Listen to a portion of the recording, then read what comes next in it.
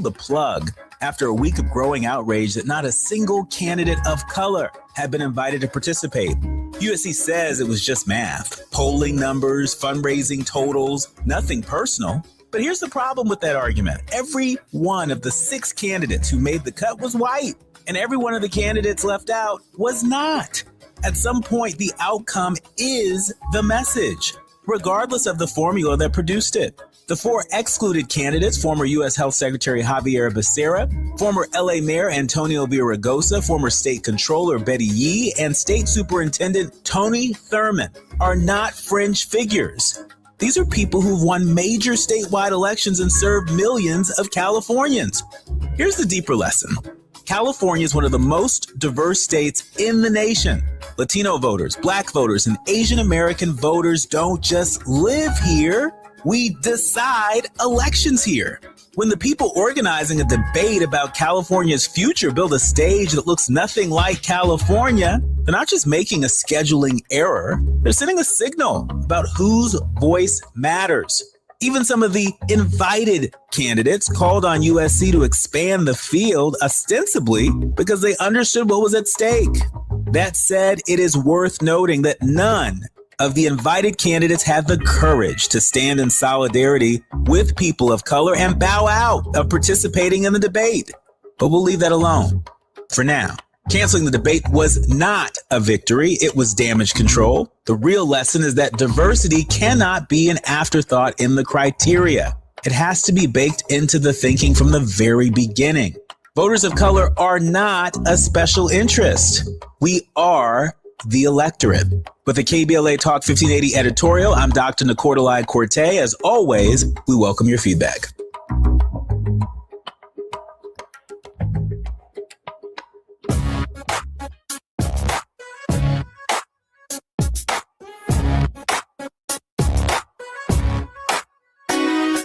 Jesse Jackson Jr. Show.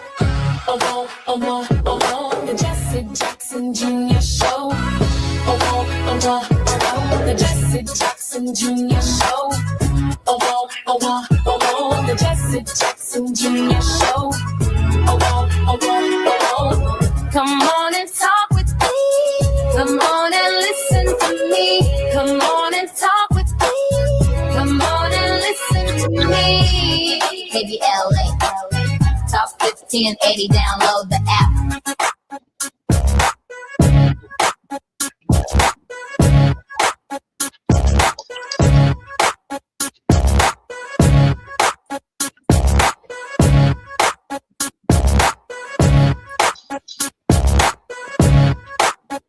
I'm Jesse Jackson Jr. Welcome forward to the Jesse Jackson Jr. Show on KBLA Talk 1580, where it's Moving Mountain Mondays, and we are going to be yielding much of our day to our continued series here at KBLA to honor women in Women's History Month. It's Moving Mountain Mondays. Welcome forward, everyone, to the Jesse Jackson Show. I'm Mr. Ernest Krim III. We're going to have a short segment of Krim's class. My brother Jesse is here. I'm just right here for him as everything gets sorted out. And it's a pleasure and honor to be here with you all today on this beautiful Monday. I got to say to my folks out in LA, it feels a little weird to have weather that is on par with you all today in the Chicago area. Ernest, can you hear me? This is Jesse Jackson As we Jr. continue, y'all, there's been so much going on in America. As you can imagine, and as you know, there's so much going on worldwide. And I think one of the first things that's on the top of my mind, as we talk briefly, is about everything that's going on with Iran. You know, it's considering that gas in some places I know is $5, $6, $7. Where I am, it's almost $5. We are able to truly see the economic repercussions of a president who has shown time and time again in only a year and a couple months that he does not give a care about anyone and has not kept any of his promises. One of the most disturbing things I came across over this past weekend was the idea of Iran having had so many of their schools and institutions bombed, are now saying, which to me isn't surprising, that they are now going to target American universities that are stationed in the Middle East. And I think that should be alarming for all of us, because usually when we come across situations like this, we are under the impression that none of this will ever impact us or touch us or hit us because of where we are stationed in the world. Ernest? And as we see now, that is not the case.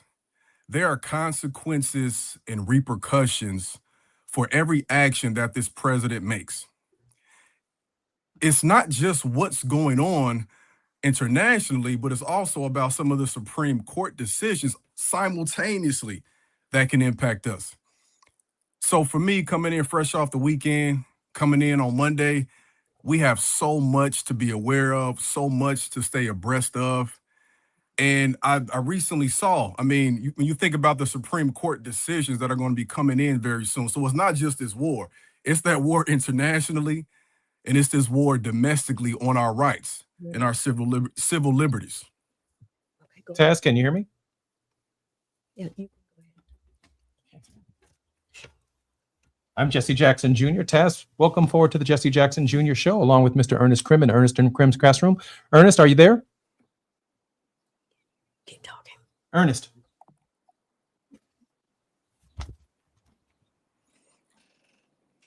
Ernest, this is Jesse Jackson Jr. Can you hear me? When we consider the Supreme Court decisions coming further down the line, y'all, that will impact where we are in terms of the mail-in ballots.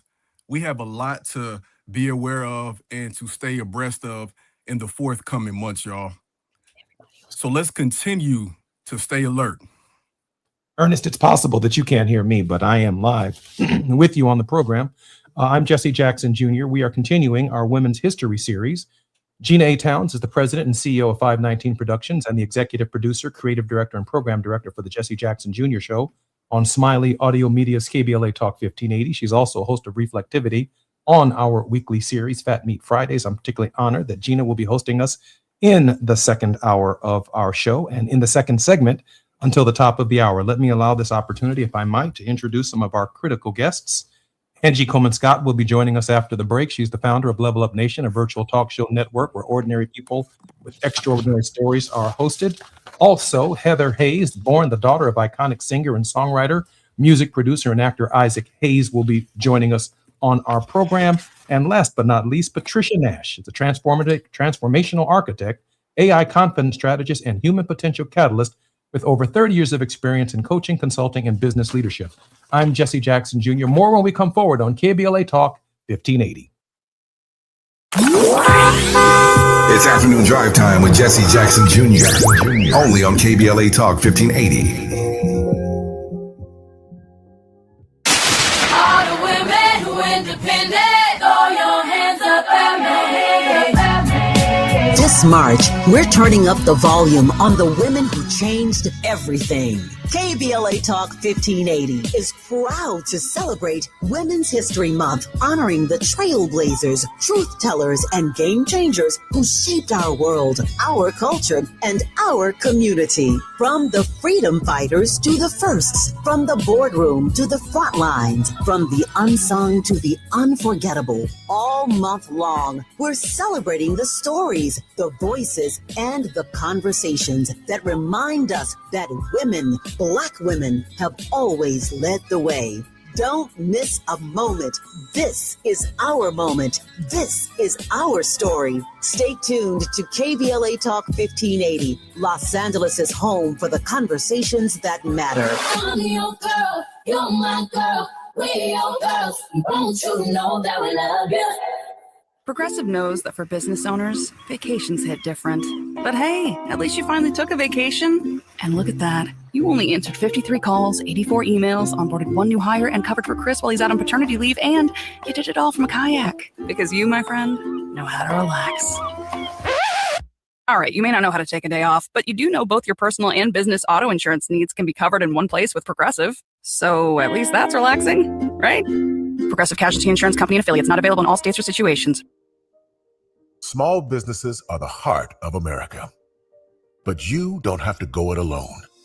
As the nation's largest nonprofit resource of expert business mentoring, SCORE has helped millions of entrepreneurs build their businesses for free. Get the connections, education, and guidance you need with SCORE. We're ready to help. Find a mentor today at score.org. Now back to more of Jesse Jackson Jr. on KBLA Talk 1580. The Jesse Jackson Jr. Show. The Jesse Jackson Jr. Show. The Jesse Jackson Jr. Show. The Jesse Jackson Jr. Show. King Wally drops the beat. Come on and talk with me. Come on and listen to the me. Come on and talk with me. Come on and listen to the me. KBLA Talk 15. Now, Mondays with Jesse Jackson. First, let me begin by expressing my great appreciation to my boss, Tavis Smiley, for the week of respite that he allowed me to take. A lot of interesting things obviously occurred in my life over the last 30 or 40 days, and I'm very grateful that Tavis was kind enough. After almost 2 years on the radio, this is season 2 of the Jesse Jackson Jr. show, we've simply not taken a break. Monday through Friday, 2 to 4, right here on KBLA, initially on WVON, and then simulcast on both stations, but solidly with KBLA. I do want to comment just before I bring on our guests and turn the show over to the creator of our show, Gina Towns, that we are living in an age of misinformation. I can't begin to tell you its consequences for our democracy. I don't know how completely to report on what is accurate or not accurate in Iran and the war. There is so much artificial intelligence, so much misinformation. We don't believe the president of the United States. We've never heard a truth from him, so there's no expectations that we will hear one now with American lives on the line. It's impossible to think past or even move past the bravado of Secretary Hegseth of this so-called Department of War. I guess we should have taken the strongest possible signal from him that we were no longer going to be defending ourselves, but we were going to be bringing conflict to people. But I'm grateful in this hour that we continue right here at KBLA, our Women's History Series. Gina Towns co-produced the Emmy Award-nominated documentary Hampton University, One of the Wonders of the World, and is a songwriter, co-producer, and performer. Her single, Yes, hit number 26 with a bullet on the Billboard charts. Corporately, she received the 3M Company's highest award, the Spirit of Quality Award. Angie Coleman Scott is the founder of Level Up Nation, a virtual talk show network where ordinary people with extraordinary stories. She hosts The Real Level Up and, as founder, creator, and executive producer of all 5 talk shows, empowers individuals and everyday voices. Also, we're grateful to have with us, born the daughter of iconic singer, songwriter, music producer, and actor Isaac Hayes. Heather Hayes has greatness flowing systematically through her veins, while under the tutelage of her legendary father and music genius and greats like the Godfather of Soul, James Brown, Heather honed her skills as an entertainer. And last but not least, Pat Nash. I'm so honored that this transformational architect, AI confident strategist, and human potential catalyst with over 30 years of experience in coaching, consulting, and business leadership joins us on the finale of our Women's History Month series right here at KBLA Talk 1580s. Ladies, welcome forward to the Jesse Jackson Jr. Show. Thank you for having us. I'm honored and privileged now to turn this part of the show and the balance of this hour over to our creative director and the executive producer of the Jesse Jackson Jr. Show, Gina Towns. Well, greetings, everybody. Hello. Good to see you. We can't hear you. Sound went out.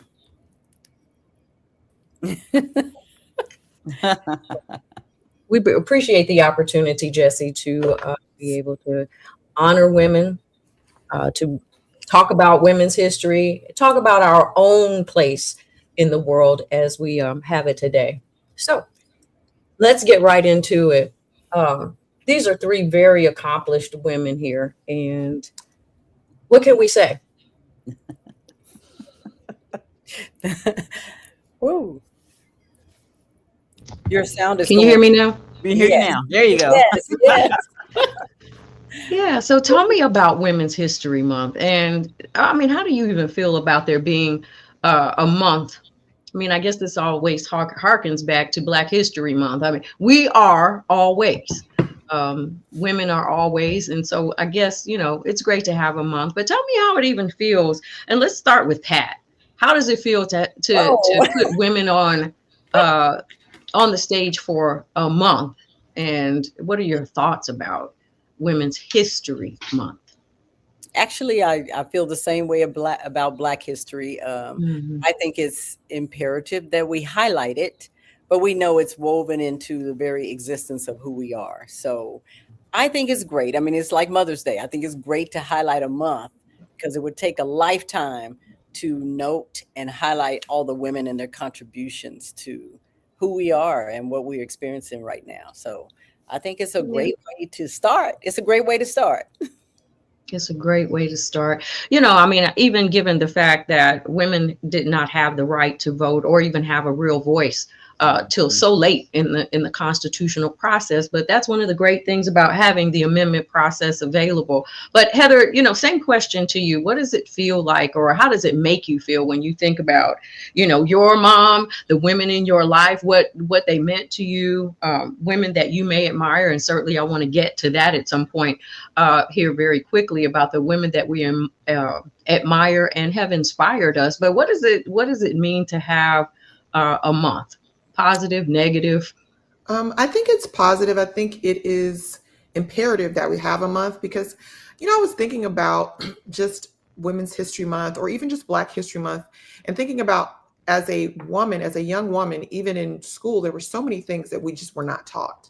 And I think it's imperative that the next generation understands that in every major movement in this country, most times women were on the forefront of those movements. And we're not really taught that. I mean, it's like we do way more than cooking, cleaning, and having babies. And I feel like I was cheated in school because in a lot of ways, we weren't really taught those things. It wasn't highlighted, especially Black women. And so I think it's so important. I think it's, you know, about time. I think we have to celebrate it. I think it has to be a month because I think there's a concerted effort right now to minimize and erase the things that African American, not just women, but African American people in general have put, like this country wouldn't be standing if it wasn't for Black women or Black people. And so I think it's imperative. And I find it, I think, unfortunately, to be quite honest, I think it's actually, unfortunate that we have to have a month to be represented and recognized, because it is what it is. The country wouldn't be what it is if it wasn't for Black women, period. Mm-hmm. But, I think we have to take the wins where we have them, and we have a month. And so the younger generation can now learn about what Black women contributed to this country and to the world. Mm-hmm. Angie, who are the women who have inspired you and helped you to become who you are? You. Good answer. Good answer. That's funny. Girl right there. Look, okay. No, on the real, you guys, I'm going to start out. The number one female in my life was my mother, Winifred Smiley. Now, she recently had passed away, everyone, and I'm still going through the grieving process. But in that grieving process, you guys, I'm literally meeting people along the way that I did not know she touched. So she's born in Knoxville, Tennessee, but she has a grave family in Birmingham, Alabama, which I was born and raised. So I want to start there. My mother was a young girl, very green, moving to Birmingham, Alabama with no family but her husband, okay? Had 4 girls. To raise 4 girls in the deep South, okay? And let me say it this way. To raise 4 girls in the deep South, the way that we look, we're not brown skinned. So unbeknownst to a lot of people who have light skin, it's not easy growing up in the South. It's not. You're hated one way. You're too light to be black, but too black to be white. So you're stuck in the middle. Yeah. So this woman is raising 4 girls to figure out how do you be a woman on this planet Earth, the way that you look. And she did a great job making sure that we knew that we mattered, not for the way that we look, but for the way that we think. So I started there. Hats off to my mom. You bring up a very interesting topic that I don't know I had intention of, and that's why I love the free flow of conversation. Yeah. Because right now, as women, I think this is a very important conversation. Certainly, it's been had for centuries. Mm-hmm. But growing up, I am not my hair, I am not my eyes, I am not my skin color, and even for Black women in general, but women in particular, Black women in particular, having to navigate who we are with, first of all, one another. In Black History Month, we have certainly come a long way. Our hair care products, our health care, our ability to transcend corporate America, to become entrepreneurs.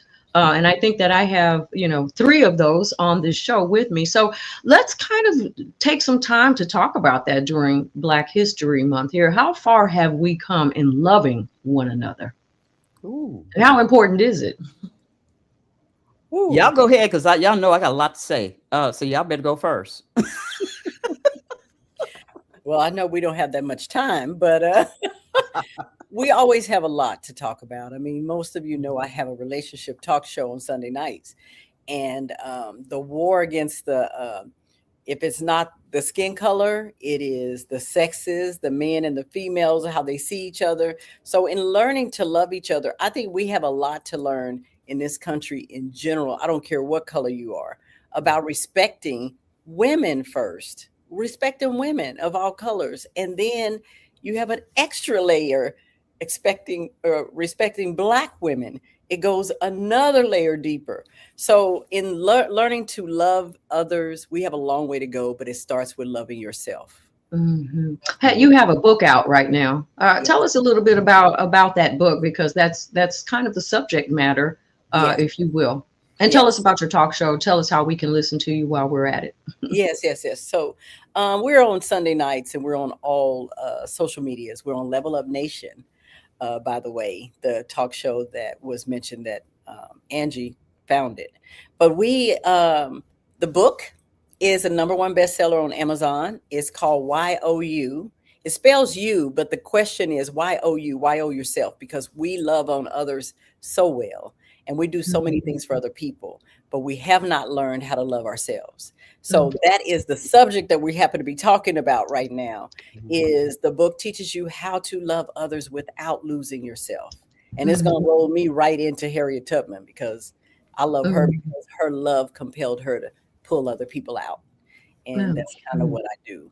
But I'm going to pass it on to Heather. Yeah, Heather. Yeah, Heather, you have been in a public setting. You have lived the majority of your life with an eyeball 2 or 100 on you at any given time. And so in line with that conversation, learning to love one another or feeling love from other women who look like you, don't look like you, what is the challenge? What do you feel like you've learned? And what advice do you give us to continue moving forward? I think Pat hit the nail on the head. I think it is about loving yourself first.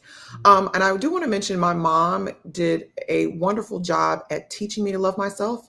I grew up in the South as well, by way of California, but growing up in the South. And my mother is very, very light complected. And that whole side of the family is very, very light complected. And when you live in a country and in spaces where, unfortunately, there's still remnants of slavery in our community, and so we're judged based upon the color of our skin, they did a really good job of me not feeling less than because I was browner than them. And I think that's really, really important, specifically in the space of entertainment, because so often when you're going to auditions and you're going to things like that, you can only be 1 or 2 that look like me. The rest of them just were not, or getting excused because I have a particular grade of hair. And so I think that we really have to work on loving ourselves so that we can support and be supportive to one another, because unfortunately, all of this kind of stuff that we have between each other, we're taught that. That's learned behavior. So I think we have a ways to go. I do see remnants of it. And I see, as long as we have people that are a reflection of the entirety of who we are as a community, we all don't look alike. There's 5 million different colors. There's 5 million different hair textures. As long as we have representation that we can see, we will eventually learn to love ourselves and then learn to love each other. Yeah, we are coming up on our 2-minute break before we come forward. I definitely want to continue that line of thinking and discussion when we return and come forward, because I think where we are is so pivotal right now.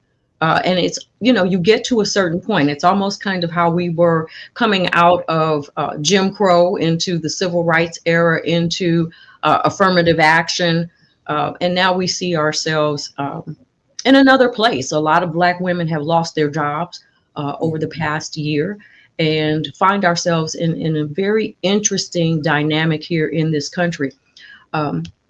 We are going to pick right up there with Heather Hayes and Angie Coleman Scott and Pat Nash when we return. When we come forward, this is KBLA. I'm Gina Towns. It's the Jesse Jackson Jr. Show, Women's History Month special in the first hour. We'll see you in a moment.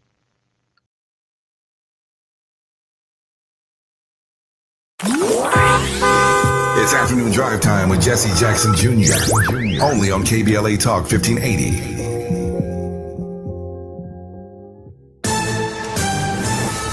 I'm Amber Payton with BIN News Now. The White House says there may be a path to reopen the Department of Homeland Security as the shutdown continues. Once again, President Trump is cleaning up their mess because he cares more about the American people than destructive, petty, partisan politics. Press Secretary Caroline Leavitt says President Trump cannot keep issuing orders to pay TSA workers and again blamed Democrats for the 45-day standoff centered on ICE funding. Professional golfer Tiger Woods is reportedly avoiding hiring a driver due to privacy concerns, with sources saying he does not want anyone watching or knowing his movements. The report comes after his recent DUI arrest in Florida, where he faces charges, including property damage. And Wanda Sykes is releasing a new comedy special on Netflix. The Emmy-winning comedian's latest stand-up, titled Legacy, will be her third special with the streamer and features an hour of bold, sharp humor. Get BIN News Now on demand 24/7 on the iHeartRadio app. Now is the time to save on an award-winning Nissan at the Nissan Now sales event, featuring the Rogue, Pathfinder, Frontier, and more. Don't wait. These offers are going fast. Shop your Southern California Nissan dealers and NissanUSA.com today. This is the KBLA Sports Minute with Ray Richardson. Congratulations to the UCLA women's basketball team. They advanced to the Final Four in the NCAA tournament for the second year in a row. UCLA overcame a sluggish first half to beat Duke 70-58 in the Sacramento Regional Final. 29 straight wins for the Bruins. They are 35-1. Lauren Betts scored 15 of her 23 points in the second half. The Bruins will play Texas or Michigan Friday night in Phoenix. The NCAA men's basketball Final Four is set. Illinois, Michigan, Arizona, and UConn. Lakers star Luka Doncic will serve a one-game suspension for tonight's home game against Washington.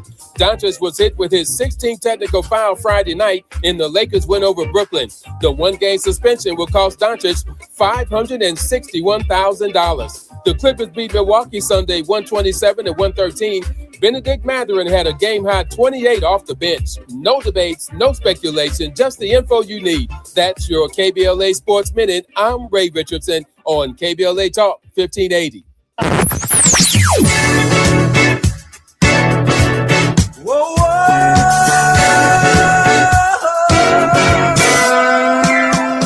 This is KBLA Talk 1580.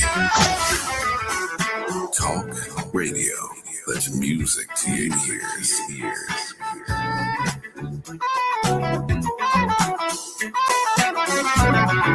We're unapologetically progressive. KBLA Talk 1580. Hey guys, do you want male performance in the bedroom and do you want it now? Get it in 47 seconds or less. For the first time, you can have instant male enhancement. Introducing Nox 47, the topical male enhancement that works in 47 seconds or less. Satisfaction guaranteed. Finally, after years of scientific research, our proprietary formula will allow you to perform in the bedroom like never before. Just imagine that little blue pill on steroids. No reason to settle and wait when you can get instant performance now. Forget about pills and potions that make you wait hours or up to 30 days to work. That's yesterday's news. Nox 47 is brand new. The hottest thing for men. And you don't need a prescription. Call now and get your free supply for a limited time. To find out how to get Nox 47 for free, call now. 800-677-1453. That's 800-677-1453. Free bottles for limited time. Call 800-677-1453. That's 800-677-1453. All I need is one mic. With a KBLA Talk 1580 editorial, I'm Dr. Nicordoli Corte. Less than 24 hours before a planned California governor's debate, USC and KABC Television Channel 7 pulled the plug after a week of growing outrage that not a single candidate of color had been invited to participate. USC says it was just math, polling numbers, fundraising totals, nothing personal. But here's the problem with that argument. Every one of the 6 candidates who made the cut was white, and every one of the candidates left out was not. At some point, the outcome is the message, regardless of the formula that produced it. The 4 excluded candidates, former U.S. Health Secretary Javier Becerra, former L.A. Mayor Antonio Villaraigosa, former State Controller Betty Yee, and State Superintendent Tony Thurmond, are not fringe figures. These are people who've won major statewide elections and served millions of Californians. Here's the deeper lesson. California is one of the most diverse states in the nation. Latino voters, Black voters, and Asian American voters don't just live here. We decide elections here. When the people organizing a debate about California's future build a stage that looks nothing like California, they're not just making a scheduling error, they're sending a signal about whose voice matters. Even some of the invited candidates called on USC to expand the field, ostensibly because they understood what was at stake. That said, it is worth noting that none of the invited candidates had the courage to stand in solidarity with people of color and bow out of participating in the debate. But we'll leave that alone for now. Canceling the debate was not a victory. It was damage control. The real lesson is that diversity cannot be an afterthought in the criteria. It has to be baked into the thinking from the very beginning. Voters of color are not a special interest. We are the electorate. With the KBLA Talk 1580 editorial, I'm Dr. Nicordelai Corte. As always, we welcome your feedback.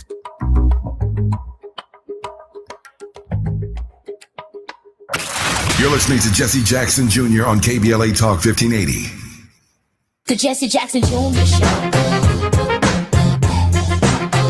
The Jesse Jackson Jr. Show. The Jesse Jackson Jr. Show. The Jesse Jackson Jr. Show. King Wally drops the beat. Come on and talk with me. Come on and listen to the me.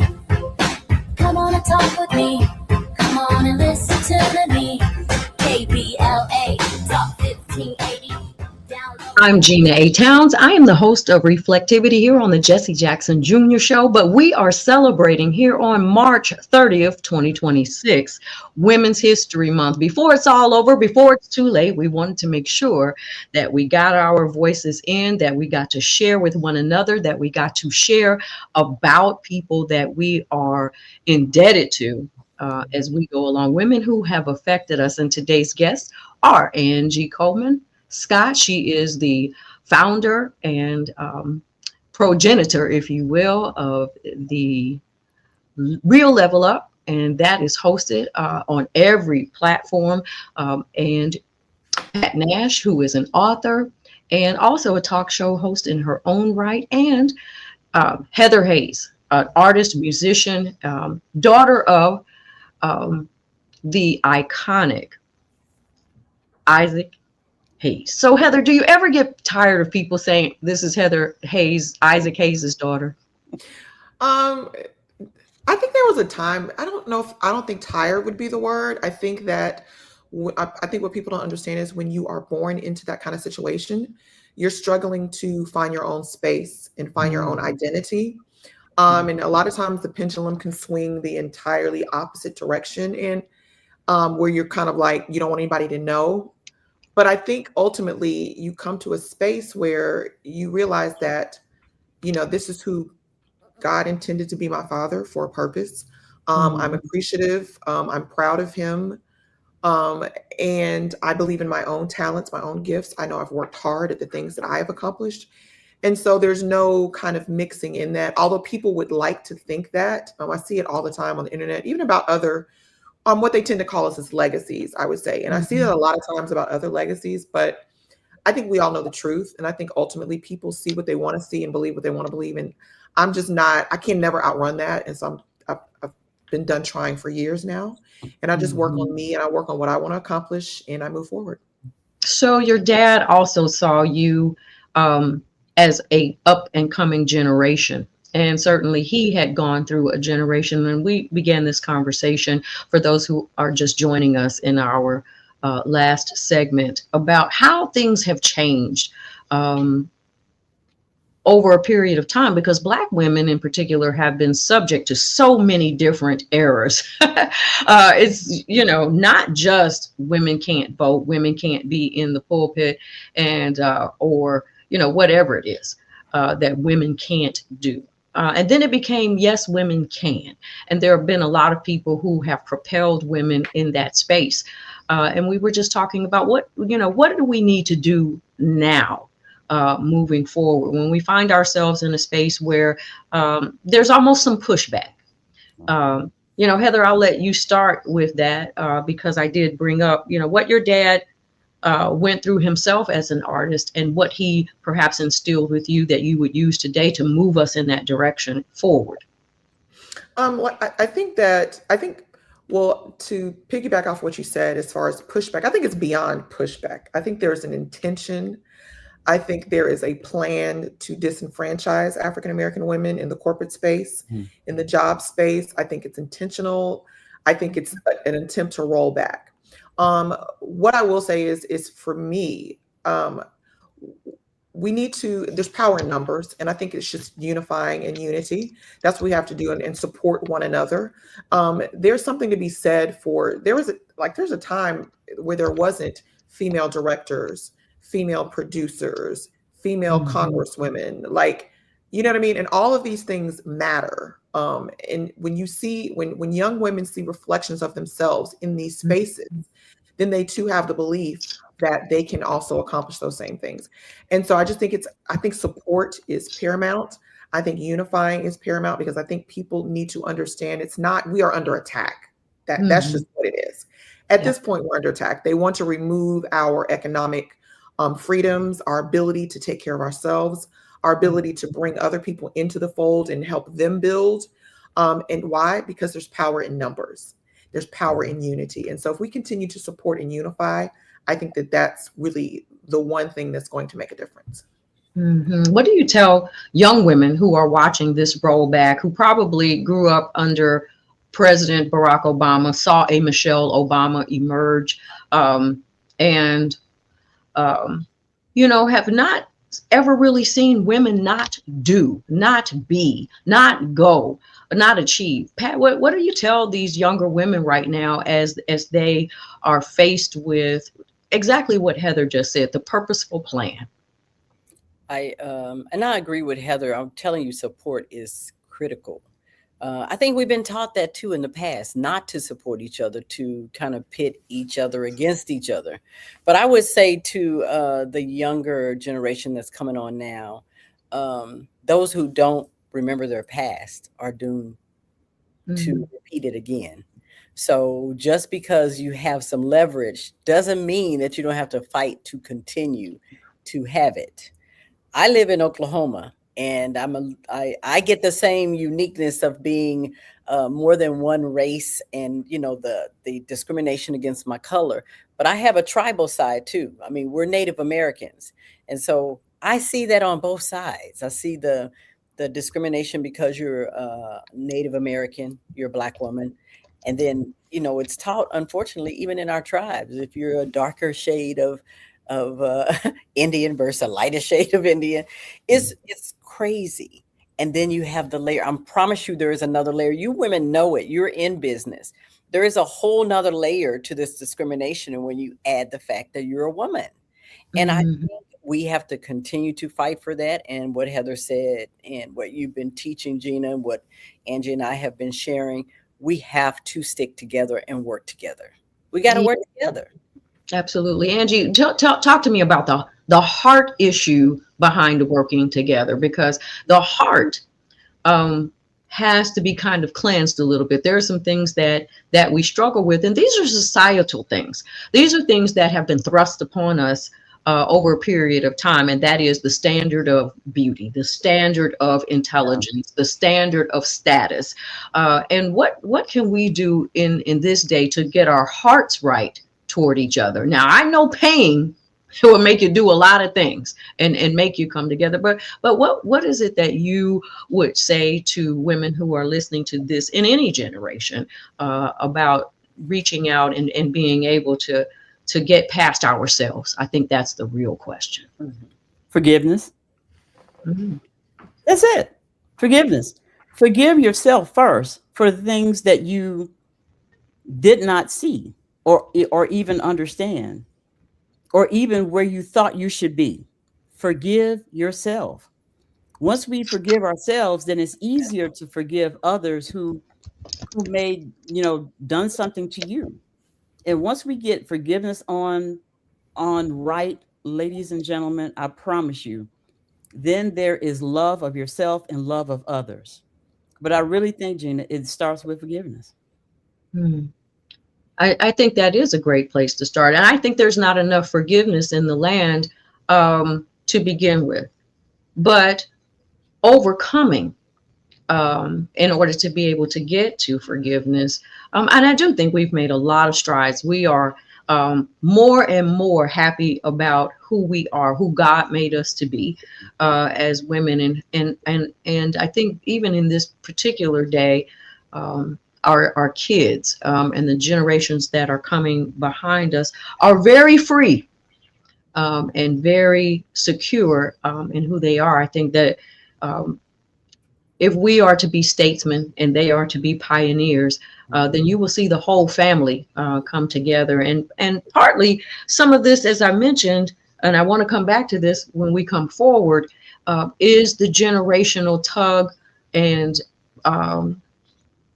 the tug and pull, if you will, of making sure that we pass things on down to one another. There was a time when grandma, auntie, mama, and everybody sat at the same table. So when we are ready to sit at the table, we're going to talk. And I know we're going to do a little bit more of that when we come back. This is the Jesse Jackson Jr. Show on KBLA Talk 1580. We'll be right back. While you're stuck in traffic, we can at least bring you up to speed on the news of the day. You're listening to Jesse Jackson Jr. only on KBLA Talk 1580.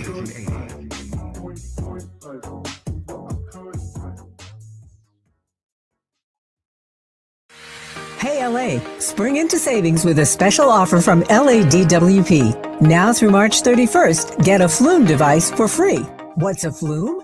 It's an easy-to-install home water monitor and leak detector that helps you catch leaks early and track water use. Don't wait. Order your free Flume before March 31st at ladwp.com/FLUME. That's ladwp.com/FLUME. Getting around LA doesn't have to cost a lot. Metro has fares that fit every budget. 20 free rides for qualified riders through the Life Fare program. Free passes for students with GoPass and affordable options for everyone in between. Wherever you're going, Metro's got you covered. Visit metro.net/fare programs. We're at Doolin's on Crenshaw. It's a special place where the neighborhood comes together. Got the fried chicken, the catfish, the candied yams, the mac and cheese. It's all delicious. I'm Isaac Bryan. I represent the Crenshaw District in the California State Legislature, and I'm supporting Tom Steyer for governor of California. California is under attack, and we need a fighter who's going to come in on day one and stand up for California values and push back. That person is Tom Steyer. Tom and I have been fighting together for the better part of a decade. Tom is the only candidate supported by Smart Justice because Tom has stood on the front lines of racial justice, economic justice, and true solidarity. Tom is the real deal. He's the only candidate in the race with a comprehensive plan to make the billionaires and the corporations pay their fair share so we can fund things like universal health care and education. He means what he says, and he does what we need. This is a moment when we've got to fight fire with fire, and I believe that fire is Tom Steyer. Ad paid for by Steyer for Governor 2026. The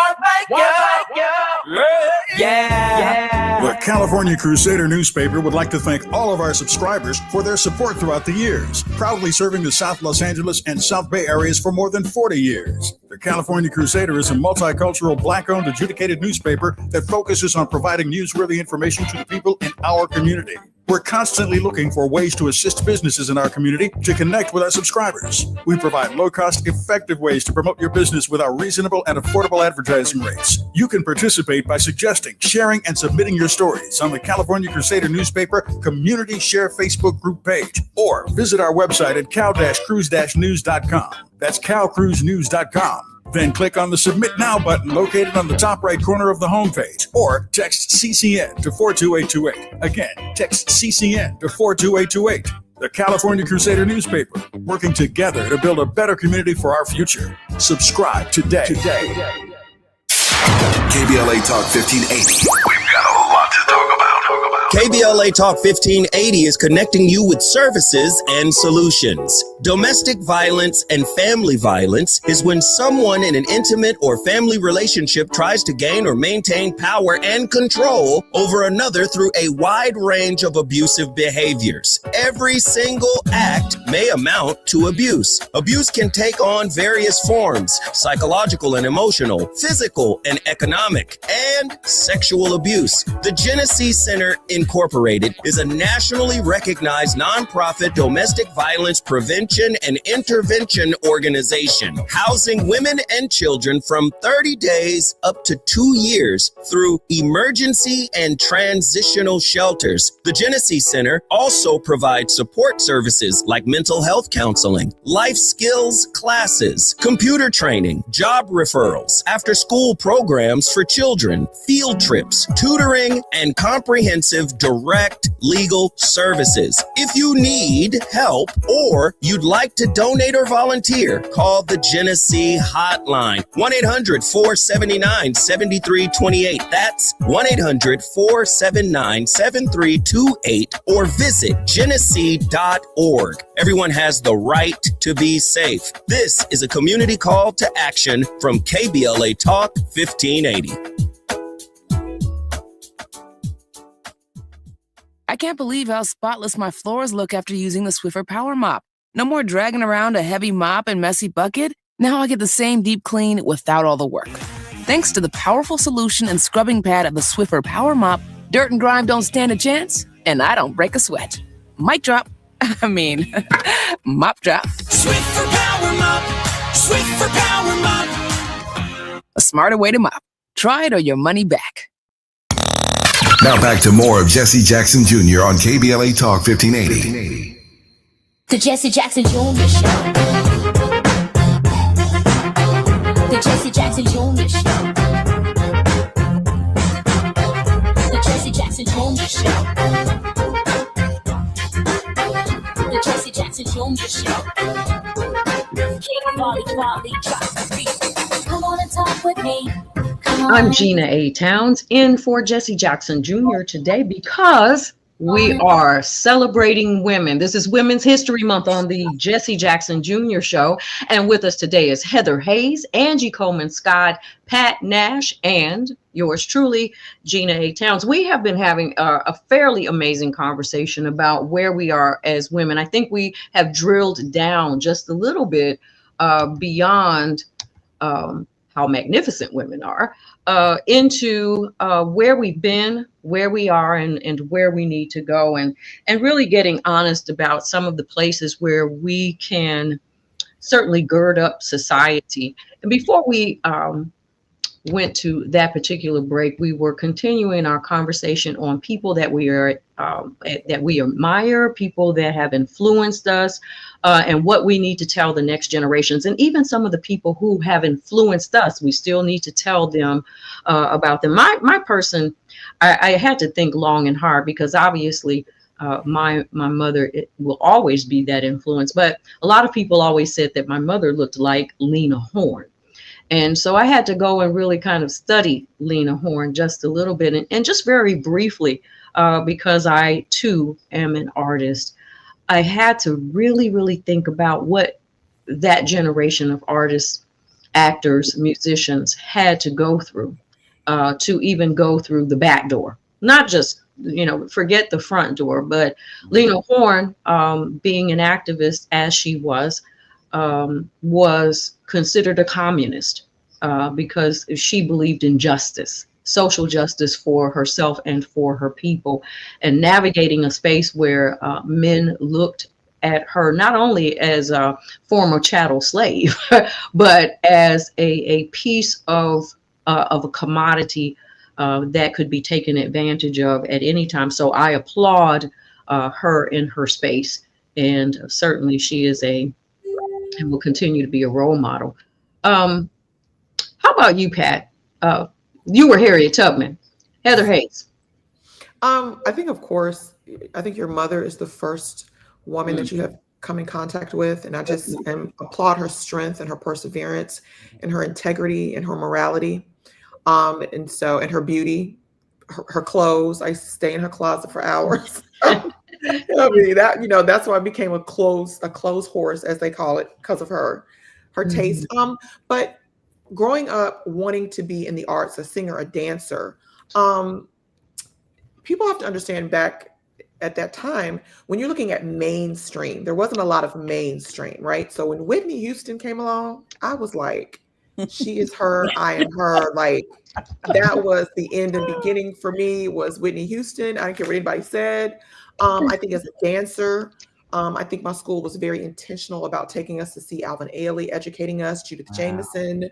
There are people like that. There were models, because I was into all of that kind of stuff. And there weren't really a lot of people that, reflected what Black women look like. So I don't care if it was Naomi Campbell, Vanessa Williams, like she won what, Miss America. Like those were pivotal moments for young Black women and young Black girls, as I was. So I really look up to all of those women because what you didn't really realize at the time is they were really breaking barriers. You know, when I'm 12 and 13, I'm just like, ooh, somebody's singing or dancing or modeling or whatever that looks like me. But when you become older and you understand the historical context of it and what they probably had to go through to make it and to be represented and to win something like that, I think that it means so much more as I was making my way through entertainment.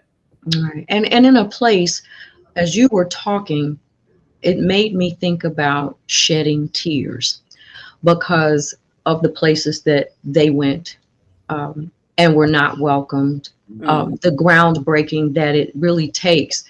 So there's a breaking in and of itself that takes place. And when there's a breaking, there's generally a shedding of tears. It's a shedding of self, a shedding of fear, and the growth of courage and stamina, perseverance, and even long suffering that allows us as women to fortify society, to edify society, and to continue to nurture the society that we're in.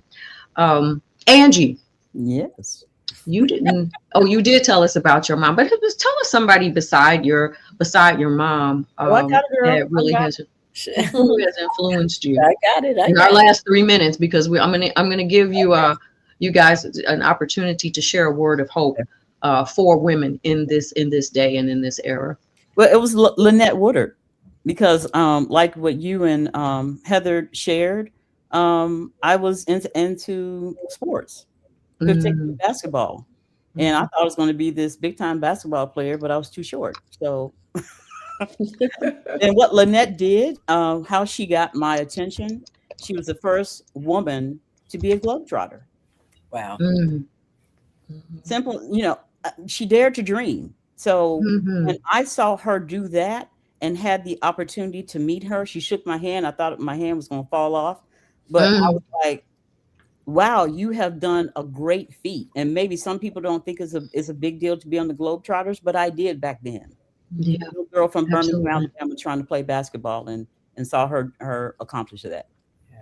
You mentioned the Globetrotters and it triggered for me the runway models and Mrs. Johnson at Fashion Fair and the Ebony Fashion Fair, who certainly gave us all as little girls a vision that we could reach for. Please give me a word of hope. Let's start with you, Heather. I would just say that we have to stay the course. I think we have to be unified. I think we know we're strong. Just in our DNA, we've survived everything. And as long as we stay the course, support each other and unite, we will get to the other side. Absolutely. Pat Nash. I would say connect with those people who are ready. The reason I chose Harriet Tubman is because her love and her passion made her go back. She found the way and she went back. And I kind of see myself in that area right now. I'm really heavy in AI. People are running, they're not sure, they're scared. But I've gone down that trail. She may have created tunnels, but we're creating funnels and we're helping people understand the power of it. And right now, guys, we're all on an equal playing field. Nobody got to jump on anybody. So this is a great time for women of color or anybody to jump in here and be the authority on it. So I'm leading the way in that. So. All right. Well, I know that you and Angie are working on that together. Yes. This has been a great conversation. I hope that we get to do it again soon. Thank you for being here. And I hope everyone will look you guys up. That's Angie Coleman Scott, Pat Nash, and Heather Hayes. You can find them on social media. I'm Gina A. Towns, and we are going to end this segment here. But please join us for the second hour when Terry Hoard Owens, Barbara Arnwine, and Liz King join me for the Women's History Month here on the Jesse Jackson Jr. Show when we come forward.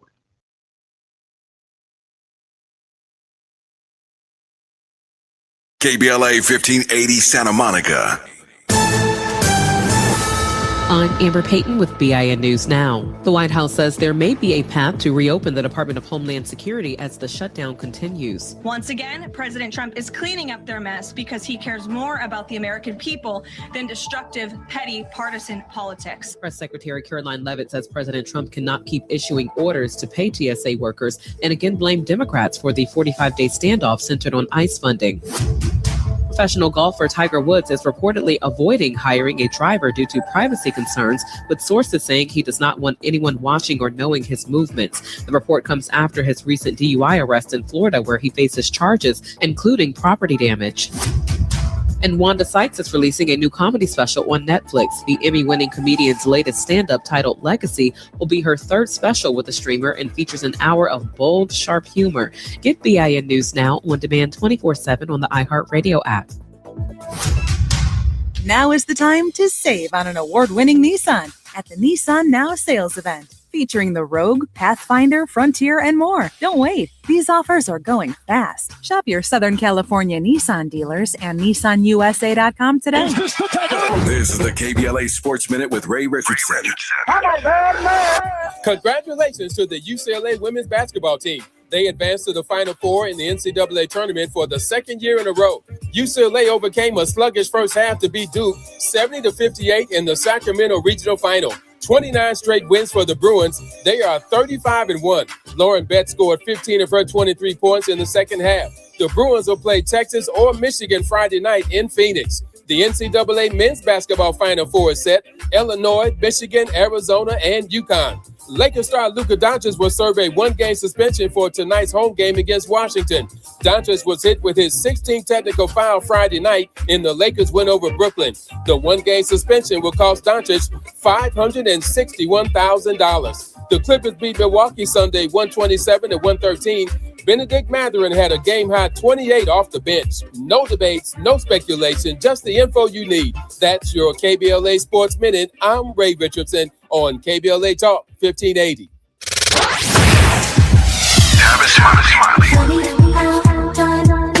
They say time flies when you're having fun. The founding members cohort is now officially over. Hard to believe. It's been a joy sharing what I've discovered after nearly 40 years of conversations with presidents, cultural icons, and game changers in every field of human endeavor. If you missed the first cohort, the good news is that we're already planning the next one. Now the seats will be limited, and those on our waiting list will receive exclusive early access and special discounts not available to the general public. So, if you are ready to transform the way you connect, lead, and build trust, do not hesitate. Go to TavishTalks.com and join the waiting list today. That's TavishTalks.com. The next cohort is coming. Make sure you are in the room. I'm Tavish Smiley, and I hope to see you there.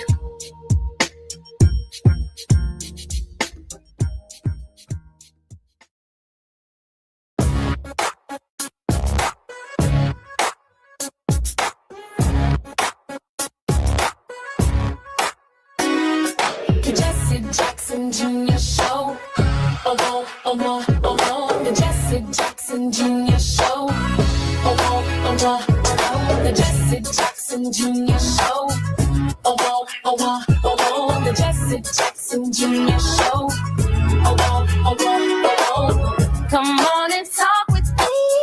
Come on and listen to me. Come on and talk with me. Come on and listen to me. KBLA. Talk 1580, download the app. Moving Mountain Mondays on the Jesse Jackson Jr. Show, and we are continuing right here at KBLA, our Women's History Month finale. Hosted by the creator of the Jesse Jackson Jr. Show, Gina Towns. In this Barbara Arnwine and Reverend Terry Hord Owens and Liz King will be our very special guests right after the break. Forward, I want to take this opportunity to make these introductions, but just before I do, I want to comment on the era of fake news and fake information and just how overwhelming it is not only to determine what is fact and what is fiction taking place in Iran. We don't know the trusted news sources. And I want to thank in a very special way Tavis Smiley for this opportunity to be on KBLA. And I can't thank enough Dr. Nee Cordelai Corte for hosting so brilliantly our show, giving me the first week off I've had nearly in 2 years on the radio, just for a moment of respite. In this hour, Barbara Arnwine, president and founder of the Transformative Justice Coalition, and is internationally renowned for her contributions on critical justice issues, including the passage of the landmark Civil Rights Act of 1991 and the 2006 reauthorization of provisions of the Voting Rights Act. Barbara Arnwine is one of the lead organizers of No King's Day, led by a very, very powerful and a very, very strong woman in Barbara Arnwine. Looking forward to her recap in this hour. Reverend Teresa Hord Owens is our regular contributor on the Jesse Jackson Jr. Show on Mondays. Reverend Terry Hord Owens is the general minister and president of the Christian Church, the Disciples of Christ in the United States and Canada, an author and advocate for the church living out its calling. She's the first person of color and second woman to lead the denomination. Since her election in 2017, Reverend Hord Owens' ministry actively reflects the Disciples' priority of being an anti-racist church, being a movement for wholeness, welcoming all to the Lord's table as God has welcomed us. In keeping with the Disciples' historic commitment to Christian unity, she serves as leadership at the National Council of Churches and as treasurer of the governing board and a member of the World Council of Churches Central Committee. And last but not least, our regular contributor, Liz King, recently served as Education Equity Senior Program Director for the Leadership Conference on Civil and Human Rights, a position she's held since 2015 until 2025. In this role, Ms. King led organizations' work to ensure that all students are fully included in welcoming schools from early childhood through post-secondary education that prepare them for college, careers, life, and the full exercise of their social, political, and economic rights. In this hour, I know Barbara Arnwine is going to update us on No King's Day. I am confident that they will cover the Voting Rights Act and so many other critical issues that are critical to women, critical to our nation, and critical to our world. I'm very proud to introduce those of you, our facilitator, the creator of the Jesse Jackson Jr. Show, Gina Towns. I am here in studio with everyone, but I am in the background today, honoring women in this final moment of Women's History Month, which, Gina, I think you're probably right. It should be held every single day and not just on today. Please share the program if you're on Facebook and all of our social media programs and platforms at KBLA. Gina? Well, thank you, Jesse. I am thrilled. These are the ladies of the Jesse Jackson Jr. Show celebrating Women's History Month. It is our special time to really just interact with one another and maybe even look at some of the topics that we talk about each week from a woman's perspective. In the last hour, I was very, very privileged to have who were on and who gave us some perspective. And in this hour, I am looking forward to starting. I'm almost going to give you a countdown, Barbara, but I'm not. I'm going to just let you start right there with No King's Day. Barbara, please give us an update on No King's Day. It was amazing. 8 million people took to the American streets. This is the largest single day of demonstrations in our history. And what was amazing is that it's an increase, from the last No Kings. People say, movements, tend to kind of peter out, right? They tend to not have as much excitement, as much commitment, as much presence.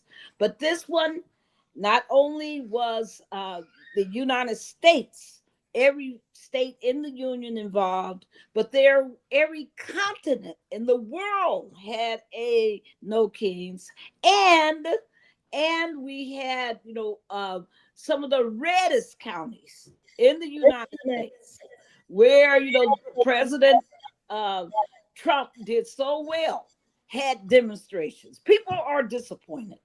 People are upset. I walked in that march in Philadelphia, and I'm going to tell you, as we marched, my heart was uplifted several times, broken several times. A young lady in front of me had a placard on her body, and it was pictures of Renee Good. And you could tell her death, her slaying, had really profoundly influenced this young lady. I saw families with children, being pulled in their various wagons. I saw, people of every race. And in fact, I was really impressed that in Philadelphia, I saw a real increase in African-American turnout, much more than I had seen in the past at other No Kings. I also was, really struck by all, like I mentioned, the intergenerational, all the ages. I saw people who, one person said he was 102. I saw who was out there. I saw people who had their newborn babies out there. I saw, college students. I saw so many different people and so many signs with so many issues. The war was huge. People are upset with the war. They're upset with ICE. They're upset with so many malfunctions within this authoritarian regime being headed by President Trump. But Barbara, when we come forward, yes. I want to continue that conversation. When we come forward, it's the Jesse Jackson Jr. Show, Women's History Month special.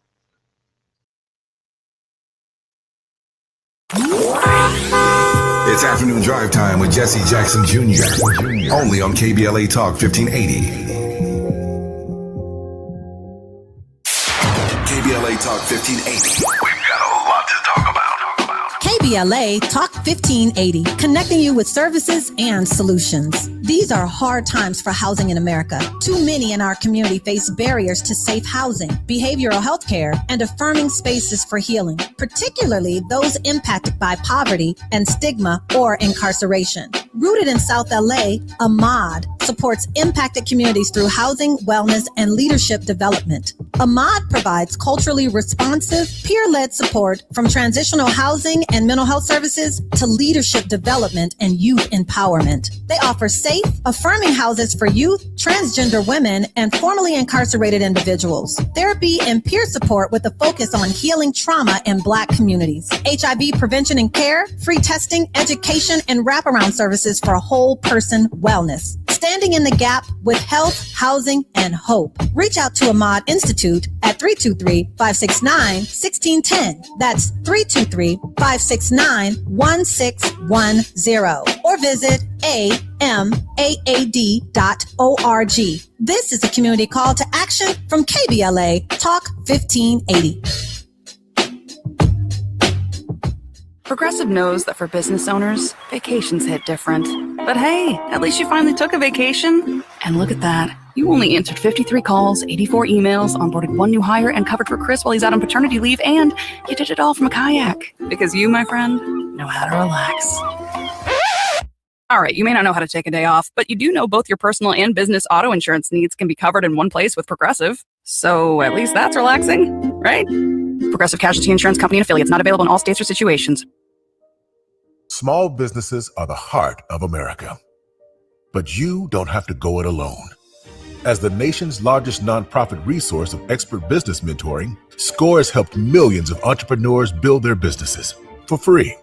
Get the connections, education, and guidance you need with SCORE. We're ready to help.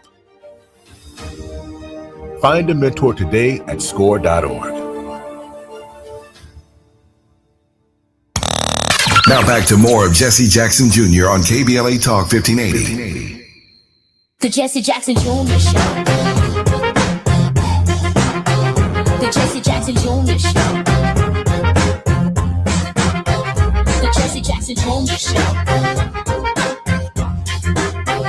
The Jesse Jackson Jr. Show. King Folly, drop the beat. Come on and talk with me. Come on and listen to me. Come on and talk with me. Come on and listen to me. KBLA Talk 1580. Download. I'm Gina A. Towns, and I am the host of Reflectivity here on the Jesse Jackson Jr. Show. I am with Reverend Terry Hoard Owens, who is the host, and this is her hour. This is the Faith Not to Fall with Reverend Terry Hoard Owens. We are also joined by our host on Tuesdays, On the Grind with Barbara Arnwire Esquire and Liz King, who joins us twice a month on Lighten It Up with Liz King, and we are ready to lighten it up.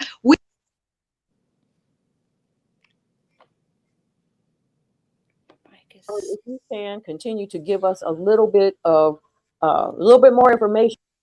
You saw. Yes. I saw, signs, of course, remorseful signs for Alex Pretty's family, for his slaying. I saw a lot of anti-ICE signs. I saw a lot of humor. I mean, people, one beauty about these demonstrations that's so different of the demonstrations from the 60s, 70s, 80s, 90s is that people have incorporated that principle that that Black voters matters has injected into the movement, which is that we must have joy in these moments, that it can't all be solemn, and it can't all be sad, it can't all be anger, it can't all be just frustration. That joy is a sign of our belief and our ability to achieve and to change all of this. So it was just beautiful, and people were so sweet to each other. But what I loved about, I want to say Vicki Miller, who is the head of Indivisible in Philadelphia and did all the organizing for this, and her team, genius, because you couldn't walk more than a number of blocks without hitting some soulful music, and the Philly sound was everywhere. And people were dancing in those streets as they moved. People, it helped to uplift the spirits. People were there in their big old, suits with the chickens and all the other kind of things to bring humor to the moment, but also to, talk about how we're all being clowned by this administration. I thought there was, just so many people talked about food stamps, Medicaid, SNAP. They talked about every possible issue, the attack on Black history. In fact, Michael Cord, who is an amazing lawyer, activist, and radio host in Philadelphia, was one of the few speakers. One thing about No Kings, they don't have 30 speakers. They have 5, 6 the max. And Michael Cord was one of the people, and he laid it out about the attack and the attempt to erase Black history, the attack on Black history. He talked specifically about Philadelphia, where they tried to take down the placards talking about the 9 slaves that George Washington held at the, quote, Philadelphia White House. And he talked about that battle and how it was won, and how it was a people's battle, and I was really surprised and happy because the crowd roared several times during his speech as he talked about racism, because a lot of people believe that the progressive, left and the, whites within that movement aren't ready for racial justice messaging, but he brought it straight on, and people were like, yes, we're all here for this. We're all here for each other. It was amazing, high-spirited. People were leaving, and as they left, as everything was over and people were leaving, you could tell one thing: they're ready. They're ready to move forward. People weren't like, I'm worn out. People were like, I'm ready. What's the next? What do I do next? How do I keep moving? And I thought Senator Vincent Hughes, one of Reverend Jesse Jackson's mentees, he's one of the most popular, amazing senators in Philadelphia, and one of the of the state of Pennsylvania. And he is so amazing because what he did was he wore his Reverend Jesse Jackson Keep Hope Alive t-shirt. Oh, wow. And he spoke about Keep Hope Alive, and he ended with chants, when we fight, we win. When we fight, we win. Barbara, thank you so much for your leadership throughout this process. And I also heard you say that the organizer for No Kings Day, or the primary person, was a woman as well. And I want to say that even though people weren't in some of the larger marches, there were so many little smaller locations. Yes. That people gathered, they came out. I saw them at seniors buildings, and everyone was there. it was amazing to watch, and it was great to hear people blowing their horns and letting their windows down. So there certainly is a camaraderie. And I have to imagine that one of the women who fuels your fire, and I'm going to certainly ask you to tell us who fuels your fire, but I think about Harriet Tubman as well in leading these kinds of movements. Who is the person who sources you, if you will, as far as your leadership in this hour from history? Well, God is good, and there are two. I am just Harriet Tubman is without question my North Star, but so is Fannie Lou Hamer. You know, I mean, I'm about fighting women. I'm about women who defied the odds, women who folks said they were, quote, illiterate, that they didn't have the you know, the niceties and all the stature, and they turned this nation around. Their presence on this earth has been definitive to how this country looks today. And it's just so important for us to embrace our sisters. That's why I love Women's History Month. But of course, you know, most of us, I'm sure all my sisters are here, we're 324, we're 352 days, you know, we're there every single day fighting for women, and every day uplifting some amazing woman in our past and our history. And God, thank God for all the young upcoming women that I saw in those streets. Yeah, Liz, piggybacking on some of what Barbara has shared, and in particular, who has been your inspiration? Because you are a fireball for justice and for justice movements. Tell us about where you think we are. I mean, even as we look at the women who are involved in this administration and their role in having us where we are today. I mean, it really is a step away from women who have been involved in justice movements, so to say. But who has been your inspiration, and what is it that you're seeing today as far as those who do and those who don't step into the role of leadership right now? Yeah, thanks, Gina. It's so great to be here. Always great to be on the show. This is such a hard question. I think the one, though, the name I wanted to bring forward is Marian Wright Edelman, who I've talked about on this show before. Just an amazing, amazing leader who has shown that federal policy advocacy, which can be stuck down deep in muck and mire, can be a path to justice and opportunity for children, women, and families. And I think about, you know, all the work that she has done over these many decades, and think about the work that she did directly that meant so many more children get to go to school and be educated and be respected, but also just the tremendous role she has played as a mentor to so many other people and so many organizations, and so much advocacy at the federal government level is by people who were trained by her, inspired by her, led by her at one time or another. And, you know, I just, what I always remember about Mrs. Edelman is how focused she is with moral clarity on the moral call here. You know, and I feel like we're in this moment right now where people keep saying, well, we don't have time for morality. We don't have time for values. We have to be strategic, as if there exists a strategy that is not guided by and informed by our values and what it is we know to be true and what we believe in. And that, for me, it is that sort of deep and profound commitment. Whenever you face a tough decision, you're asking yourself, what is the right thing to do? What do I owe to my community? What do I owe to the people that I work with and work for, and those I'm advocating with and for? And I think for me, just so much of this is about Marian Wright Edelman. And now is a time that calls on sort of what we have learned from her and all of the people she has taught. And, you know, and she, just to Barbara Armstrong's point, like, she will tell the story about the role that Ella Baker played in her own life. And that she tells a story about the role of Fannie Lou Hamer. And it just is a reminder that civil rights work and justice work is not a marathon. It is a relay race. And we only ever take the baton from those who came before and pass it on to those who come after. And how do we think about this as a multi-generational movement with this overlap? So we keep those leaders, we keep those people who've been in the work, we welcome those new people with less experience and more energy, and figure out, how do we keep the knowledge moving forward? How do we make sure our movement can adapt? But how do we always make sure our movement is grounded profoundly in our values and what we believe and know to be true? And I think for me, really, it is Mrs. Edelman who has shown the way on that in so many ways.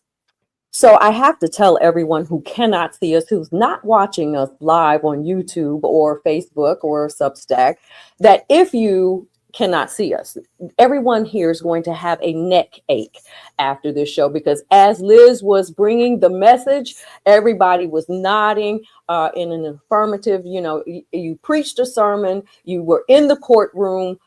Thank you, Liz, for that. And it is a great segue for because one thing that I heard was the moral leader. And I am a big advocate of moral law versus, or not versus, but meeting the civil law. Our moral law must meet our civil law if we are ever going to achieve on earth as it is in heaven. And because that is part of the prayer that so many people know and pray, or at least have some knowledge of, that means that there's the possibility that it can be. So let me direct this over to Reverend Terry Hoard Owens so that we can talk about moral leadership in this moment in Women's History Month.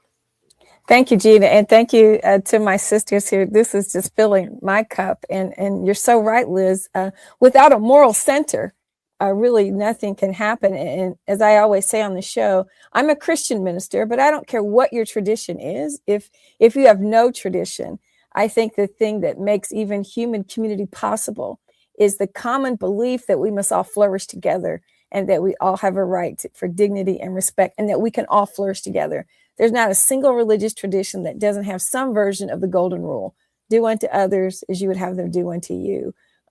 Loving your neighbor. And so I know it's Women's History Month, but I'll name John Lewis, the late congressman from Georgia, who was a young man in the 60s on the front line on the Selma to Montgomery March, was almost killed, literally got his head bashed in.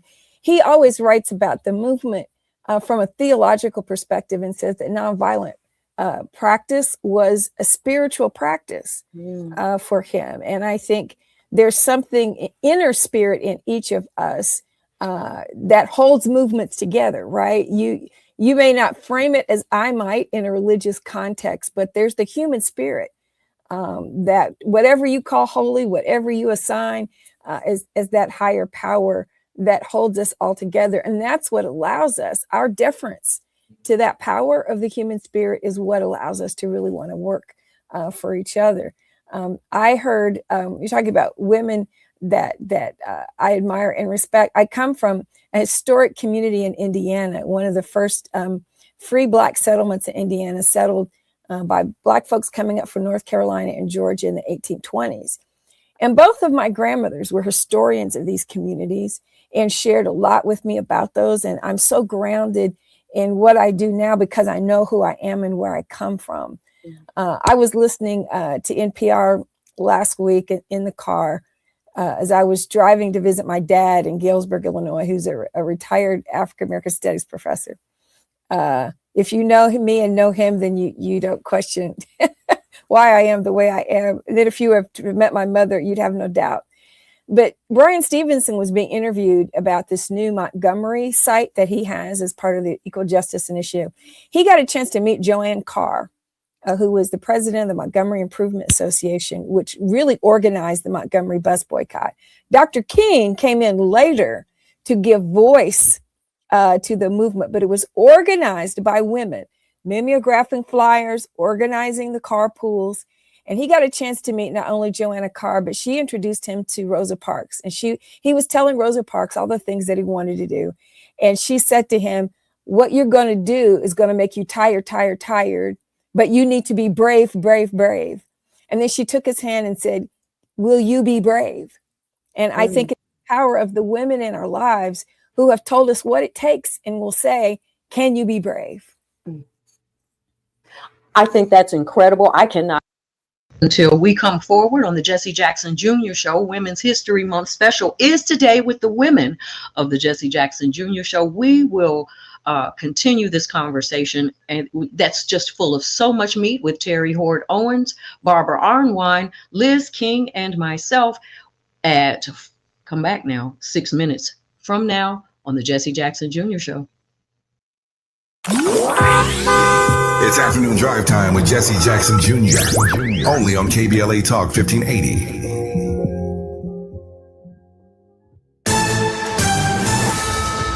I'm Amber Payton with BIN News Now. Victor Glover will pilot NASA's Artemis II mission, becoming the first Black astronaut to travel around the moon. I also hope we are pushing the other direction, that one day we don't have to talk about these first, that one day this is just, and I listen to this, that this is the human history. The mission marks the first crewed lunar flight since 1972 and is expected to return with a Pacific Ocean splashdown. The Justice Department is suing Minnesota over its sports policies, arguing they violate civil rights laws. Black Attorney General Keith Ellison says the state will defend transgender students and criticize the lawsuit. And Black South Florida Congresswoman Sheila Sherfilis McCormick is facing growing pressure from fellow Democrats over ethics allegations and criminal charges tied to campaign funds. Some are calling for her resignation, while she maintains the accusations are politically motivated. Get BIN News Now on demand 24/7 on the iHeartRadio app. Now is the time to save on an award-winning Nissan at the Nissan Now sales event, featuring the Rogue, Pathfinder, Frontier, and more. Don't wait. These offers are going fast. Shop your Southern California Nissan dealers and NissanUSA.com today. This is the KBLA Sports Minute with Ray Richardson.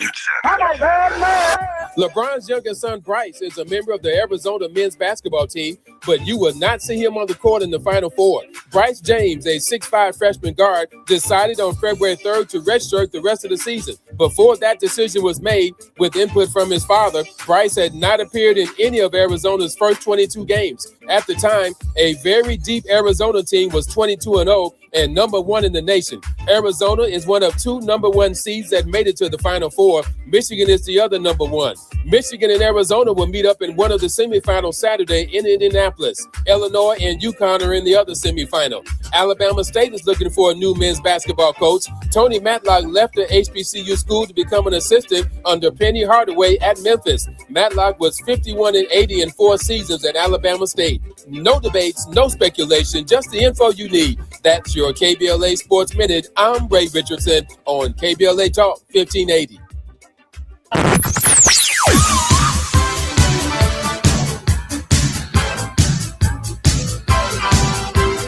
This is KBLA Talk 1580. Talk radio. That's music to your ears. We're unapologetically progressive. KBLA Talk 1580.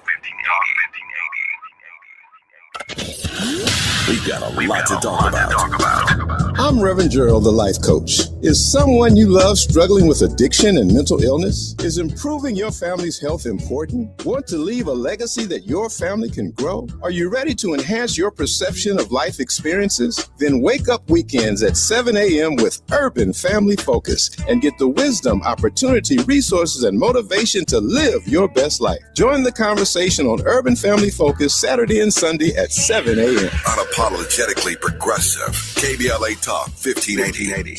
We've got your black. This is the story of the one. As a maintenance tech at a university, he knows ordering from multiple suppliers takes time away from keeping their arena up and running. That's why he counts on Grainger to get everything he needs, from lighting and HVAC parts to plumbing supplies, all in one place. And with fast, dependable delivery, he's stocked and ready for the next tip-off. Call 1-800-GRAINGER, click Grainger.com, or just stop by. Grainger, for the ones who get it done. Why'd I go to the doctor? Working on the farm, my heart kept skipping a beat. I didn't think much of it, but my daughters made me get checked out. Turns out I have atrial fibrillation, which increases the risk of stroke about 5 times. Symptoms like irregular heartbeat, heart racing, chest pain, shortness of breath, fatigue, or lightheadedness can come and go. But if it's AFib, the risk of stroke remains. If you have symptoms, contact a doctor. I'm so glad I did. Visit notimetowait.com. Sponsored by Bristol Myers Squibb and Pfizer. Hey guys, do you want male performance in the bedroom and do you want it now? Get it in 47 seconds or less. For the first time, you can have instant male enhancement. Introducing Nox 47, the topical male enhancement that works in 47 seconds or less. Satisfaction guaranteed. Finally, after years of scientific research, our proprietary formula will allow you to perform in the bedroom like never before. Just imagine that little blue pill on steroids. No reason to settle and wait when you can get instant performance now. Forget about pills and potions that make you wait hours or up to 30 days to work. That's yesterday's news. Nox 47 is brand new. the hottest thing for men. And you don't need a prescription. Call now and get your free supply for a limited time. To find out how to get Knox 47 for free, call now. 800-677-1453. That's 800-677-1453. Free bottles for limited time. Call 800-677-1453. That's 800-677-1453. All I need is one mic. With a KBLA Talk 1580 editorial, I'm Dr. Nicordelai Corte. Less than 24 hours before a planned California governor's debate, USC and KABC Television Channel 7 pulled the plug after a week of growing outrage that not a single candidate of color had been invited to participate. USC says it was just math, polling numbers, fundraising totals, nothing personal. But here's the problem with that argument. Every one of the 6 candidates who made the cut was white, and every one of the candidates left out was not. At some point, the outcome is the message, regardless of the formula that produced it. The 4 excluded candidates, former U.S. Health Secretary Javier Becerra, former L.A. Mayor Antonio Villaraigosa, former State Controller Betty Yee, and State Superintendent Tony Thurmond, are not fringe figures. These are people who've won major statewide elections and served millions of Californians. Here's the deeper lesson. California is one of the most diverse states in the nation. Latino voters, Black voters, and Asian American voters don't just live here. We decide elections here. When the people organizing a debate about California's future build a stage that looks nothing like California, they're not just making a scheduling error, they're sending a signal about whose voice matters. Even some of the invited candidates called on USC to expand the field, ostensibly because they understood what was at stake.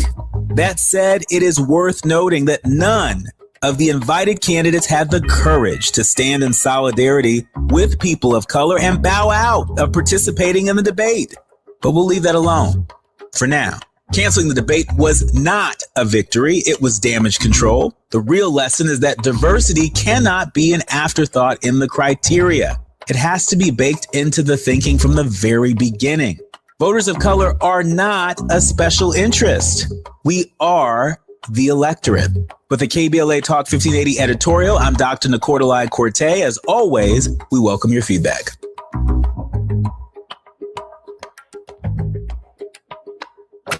You're listening to Jesse Jackson Jr. on KBLA Talk 1580. The Jesse Jackson Jr. Show. The Jesse Jackson Jr. Show. The Jesse Jackson Jr. Show. The Jesse Jackson Jr. Show. King Volley drops the beat. Come on and talk with me. Come on and listen to me. Come on and talk with me. Come on and listen to me. KBLA Talk 1580. Download the app.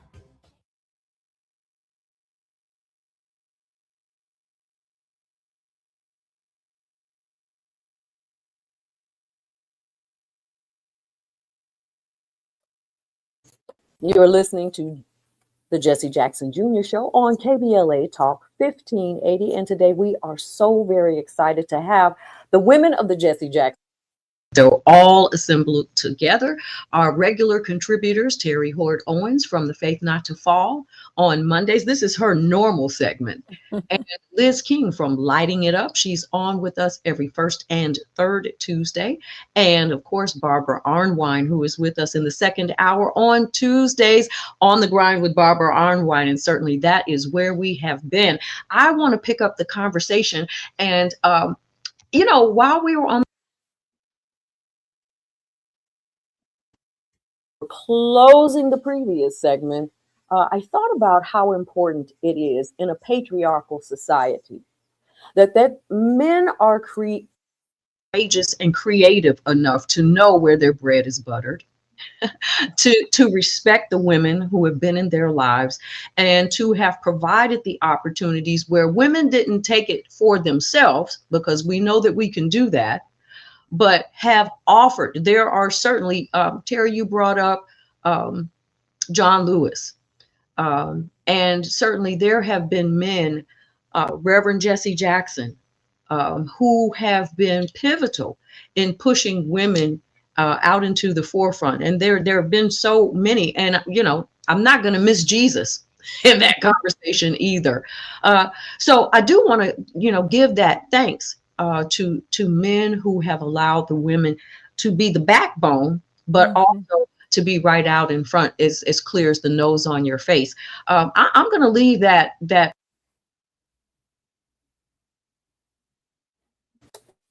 to jump in on that particular conversation, because it does take a strong man to with a strong woman. How about we start with you, Liz? Yeah, I think this is just a good reminder that how important it is. And, I've been thinking a lot about the role of white women in the movement, and just the importance of understanding that white women are making choices and they're deciding which side to be on and where to align themselves. Similarly, men in the women's movement have had to make those choices, and there have been men who've gotten in the way, and then there have been men who have been part of the solution, who recognized that they themselves were burdened by the patriarchy, that they themselves were limited, and that we're not going to get anywhere, unless we get there together. And thinking about Frederick Douglass, and I think we underestimate the critical role of Frederick Douglass in women's suffrage, and the way in which Frederick Douglass was enabling and contributing to women's leadership in the abolitionist movement specifically, but in the sort of global, the justice movements more broadly. Obviously, a tremendous leader in so many ways, including as a supporter of justice and equal opportunity for women. And thinking about the interrelatedness of all of this, I think we have all seen and benefited from partnership with men who felt called to justice and equal opportunity, to gender justice, who knew that this is all of us or none of us. I've been thinking a lot about women in the labor movement, thinking about Mother Jones and the role that she played, Jane Addams as a core leader in reforming our criminal legal system that was hurting so many children for so long. And it just is a reminder, no matter who you are, no matter your background, you have a responsibility to show up, because these systems of oppression and marginalization, nobody really wins.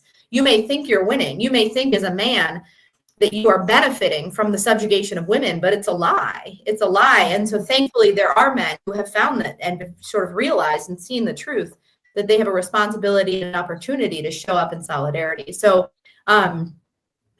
I think about Wade Henderson, certainly who was a longtime leader of the Leadership Conference on Civil and Human Rights, who understood better than anybody else ever has the role of solidarity and showing up in the interconnectedness of liberation movements.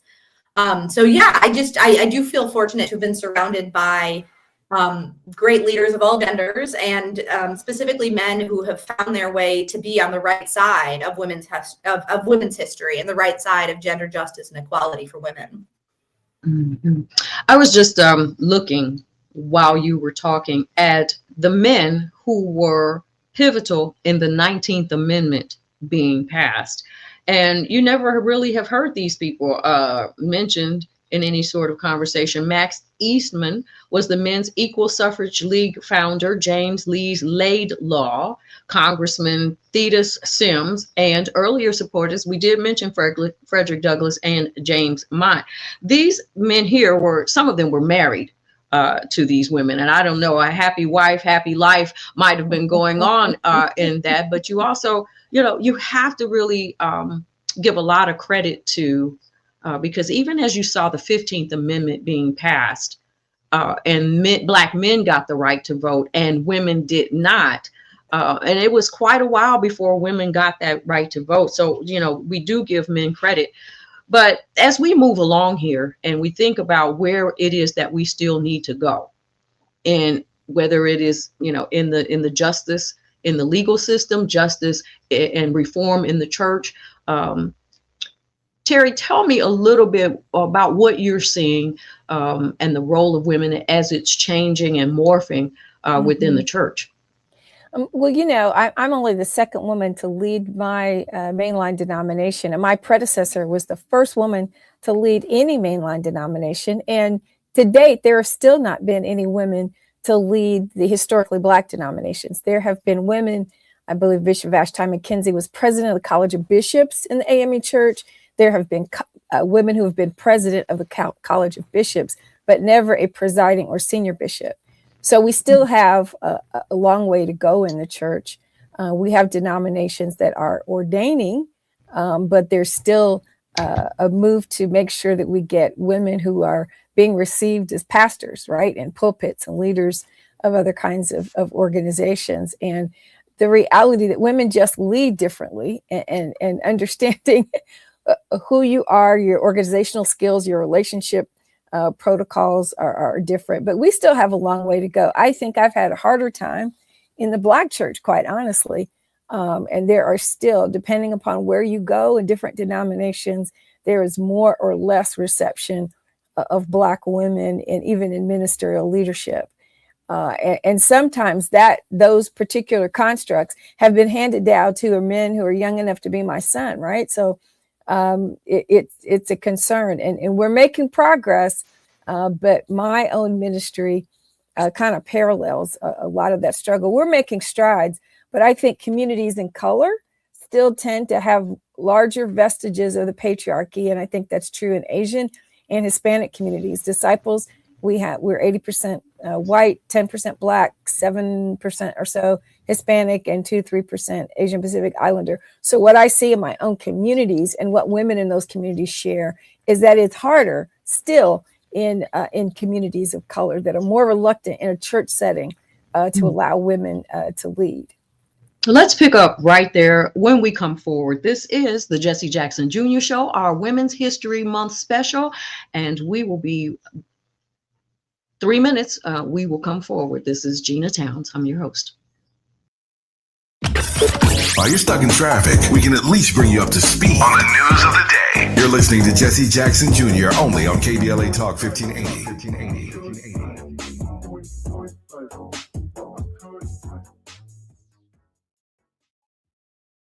Getting around LA doesn't have to cost a lot. Metro has fares that fit every budget. 20 free rides for qualified riders through the Life Fare program. Free passes for students with GoPass, and affordable options for everyone in between. Wherever you're going, Metro's got you covered. Visit metro.net/fare programs. We're at Doolin's on Crenshaw. It's a special place where the neighborhood comes together. Got the fried chicken, the catfish, the candied yams, the mac and cheese.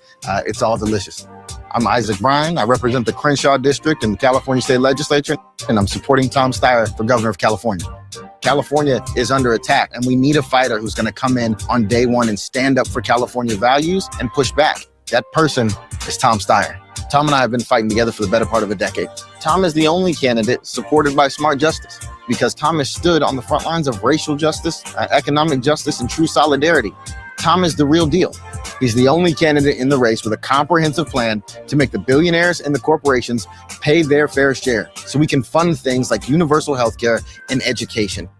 He means what he says, and he does what we need. This is a moment when we've got to fight fire with fire, and I believe that fire is Tom Steyer. Ad paid for by Steyer for Governor 2026. It's game day. Are your moderate to severe Crohn's disease or ulcerative colitis symptoms keeping you from the action? Skyrizi, risankizumab Riza, could help you get back to the game. Skyrizi is proven to help people feel significant symptom relief, achieve remission, and visibly improve damage of the intestinal lining. Skyrizi is a prescription injection medicine for adults. Don't use if allergic to Skyrizi. Serious allergic reactions, increased infections, or lower ability to fight them may occur. Before treatment, get checked for infections and tuberculosis. Tell your doctor about any flu-like symptoms or vaccines. Liver problems leading to hospitalization may occur when treated for Crohn's or ulcerative colitis. Control is everything to me. Ask your doctor about Skyrizi, the #1 prescribed biologic in Crohn's and ulcerative colitis combined. Learn more at skyrizi.com or 1-866-SKYRIZI. Hear that? That's the sound of your life. Perfectly imperfect. Beating in rhythm to the world you've created. But every time you drive after drinking, the music gets drowned out. Your life sounds pretty great. Don't let a buzz ruin it. Buzzed driving is drunk driving. Don't drive buzzed. A message from NHTSA and the Ad Council. KBLA Talk 1580. We've got a lot to talk about.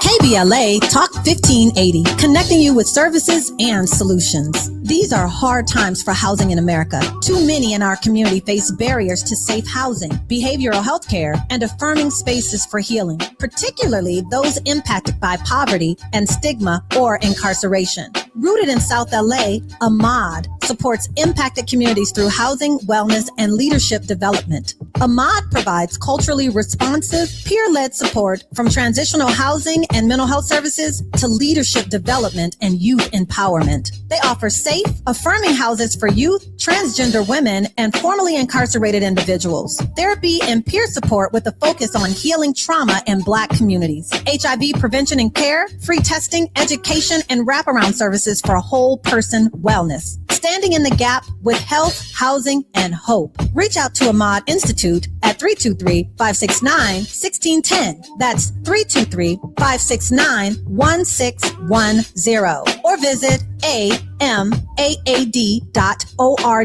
This is a community call to action from KBLA Talk 1580. Small businesses are the heart of America. But you don't have to go it alone.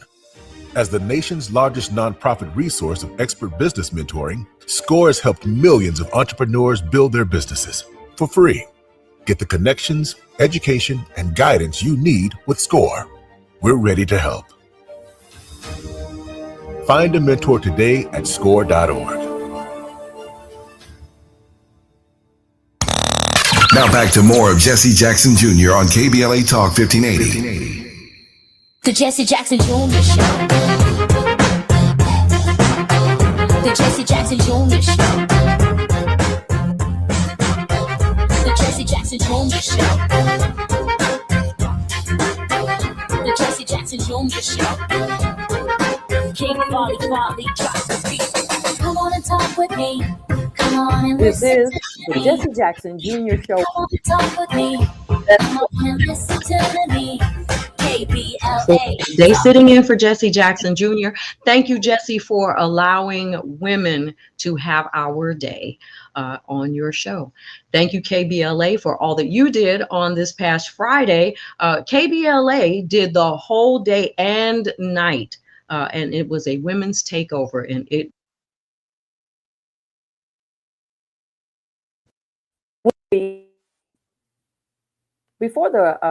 before we came forward, talking about the pivotal role that some men have had in pushing women forward. But we do know that a lot of women have been disenfranchised in this hour because of the rules that this administration has. Think that the dismantling of the Department of Education, the dismantling of our healthcare system, SNAP benefits for single moms, on and on with all of that. How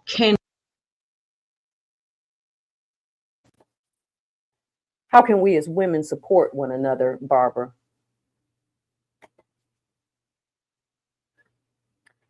Unmute yourself, Barbara. Sorry about that. First of all, we got to understand all our commonality.